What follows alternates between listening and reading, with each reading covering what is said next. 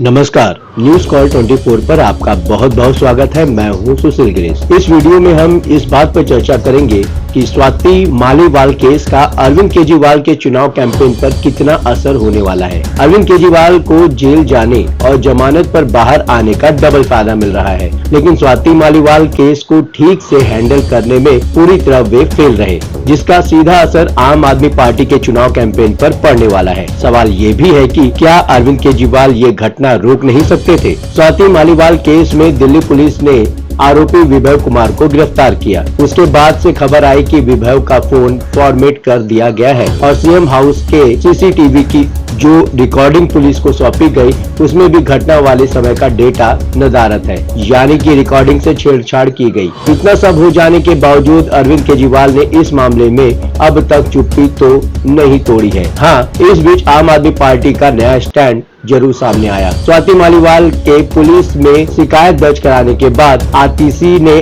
आम आदमी पार्टी का पक्ष रखा है और स्वाति मालीवाल से जुड़े घटनाक्रम को बीजेपी की साजिश करार दिया है। लेकिन आरटीसी और संजय सिंह के विरोधाभासी बयानों से संदेह की स्थिति पैदा हो रही है और संदेह का लाभ अरविंद केजरीवाल को मिल सकता है, ऐसा भी नहीं लगता। स्वाति मालीवाल प्रकरण में सबसे पहले राज्यसभा सांसद संजय सिंह सामने आए थे। संजय सिंह मीडिया को बताया था स्वाति मालीवाल अरविंद केजरीवाल के घर आई थी, उनसे मिलने के लिए इंतजार कर रही थी, तभी विभव कुमार ने उनके साथ मारपीट की, जो बेहद निंदनीय है। संजय सिंह ने ये भी बताया था कि अरविंद केजरीवाल ने इस घटना का संज्ञान लिया है और विभव कुमार पर सख्त कार्रवाई की जाएगी। आरटीसी अलग ही कहानी सुना रही है। जब से अरविंद केजरीवाल को बेल मिली है तभी से बीजेपी बौखलाई हुई है। इसी बौखलाहट के तहत एक साजिश रची गई। साजिश के तहत स्वाति मालीवाल को सीएम आवास भेजा गया। स्वाति इस साजिश का चेहरा थी। अब अगर पहले संजय सिंह कहते हैं कि विभव कुमार के खिलाफ अरविंद केजरीवाल एक्शन लेंगे और आरटीसी समझा रही है कि विभव कुमार बेकसूर है, तो संदेह तो पैदा होंगे ही। अरविंद केजरीवाल के जेल जाने के दौरान स्वाति मालीवाल और राघव चड्ढा की गैर मौजूदगी पर भी सवाल उठाए जाते रहे हैं। दोनों के देश से बाहर होने की वजह मेडिकल इमरजेंसी की तरह ही बताई जा रही है। क्या सच है ये तो जांच के बाद ही मालूम हो सकेगा, लेकिन ये भी है कि राजनीतिक तौर पर अरविंद केजरीवाल का काफी नुकसान हो गया है, जिसकी भरपाई हाल फिलहाल मुश्किल लगती है। पहली बात ये निकल कर आ रही है कि क्या अब भी केजरीवाल को लोगों की सहानुभूति मिलेगी। अरविंद केजरीवाल की तरफ से स्वाति मालीवाल केस के खिलाफ भी वैसा ही राजनीतिक स्टैंड लिया गया है जैसा ईडी के समन पर देखने को मिला था। संजय सिंह और आरटीसी के बयानों से शक भी पैदा हो रहा है और ये शायद ही किसी को हजम भी हो। दिल्ली के मुख्यमंत्री अरविंद केजरीवाल को गिरफ्तार कर जेल भेज दिए जाने को लेकर जो लोगों में सहानुभूति उपजी थी, अब तो ऐसा लगता है कि जैसे स्वाति मालीवाल प्रकरण ने सब कुछ किनारे लगा दिया है। जेल भेजे जाने के बाद अरविंद केजरीवाल की दिल्ली वालों की फिक्र की बात आप नेताओं की तरफ से जोर शोर से प्रचारित की जाती रही। जो भी तिहाड़ जेल में उनसे मिलने जाता और हाल पूछता वो कहते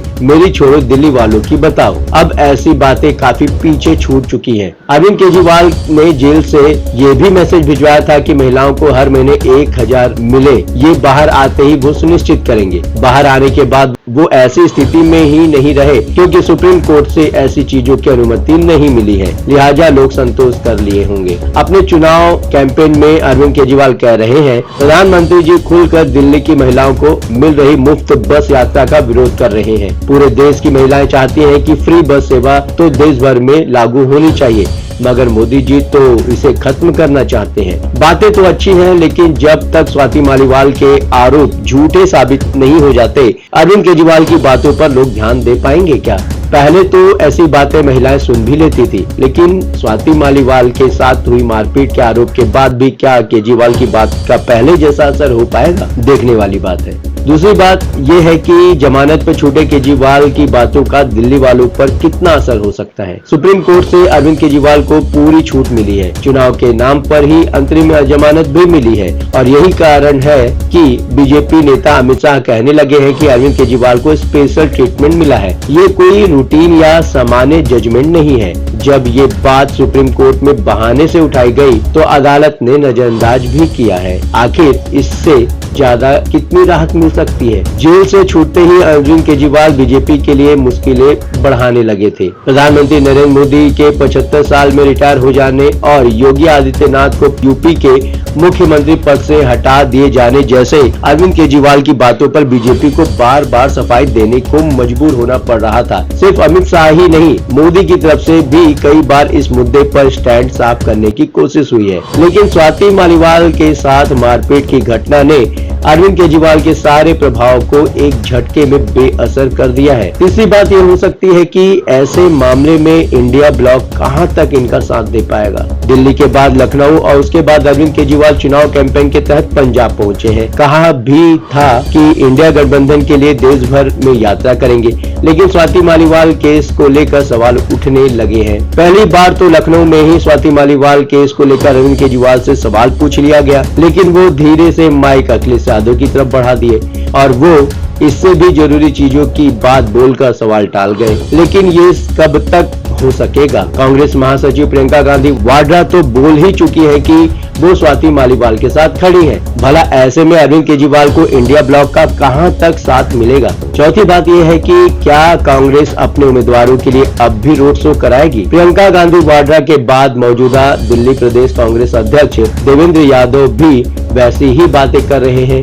देवेंद्र यादव का कहना है कि मामले की अच्छी तरह जांच होनी चाहिए और सख्त कार्रवाई भी होनी चाहिए। सवाल ये भी है कि क्या कांग्रेस अब कैंपेन में अपने उम्मीदवारों के लिए अरविंद केजरीवाल की मदद लेगी? एक मौका आया जब 18 मई को राहुल गांधी की दिल्ली में रैली हुई। केजरीवाल यहाँ हो सकते थे, लेकिन बताया गया कि केजरीवाल कहीं और प्रचार कर रहे हैं। राहुल ईस्ट दिल्ली में थे तो केजरीवाल वेस्ट दिल्ली में, और ये कांग्रेस के लिए नुकसान की बात तो है ही। अरविंद केजरीवाल के लिए घाटे का सौदा है, क्योंकि कांग्रेस नेतृत्व भी आपके उम्मीदवारों के लिए वोट मांगने से परहेज कर सकता है। अरविंद केजरीवाल के लिए मुश्किल तो पंजाब में भी होने वाली है, क्योंकि कांग्रेस नेता स्वाति मालीवाल का मुद्दा तो उछालेंगे ही। कब तक चुप रहेंगे केजरीवाल? लखनऊ की प्रेस कॉन्फ्रेंस में अरविंद केजरीवाल ने स्वाति मालीवाल से जुड़ा सवाल टाल दिया था, लेकिन कब तक टाल सकेंगे? पंजाब में तो कांग्रेस नेता भी स्वाति मालीवाल के मुद्दे पर सवाल पूछेंगे ही, और सिर्फ दिल्ली या पंजाब ही नहीं,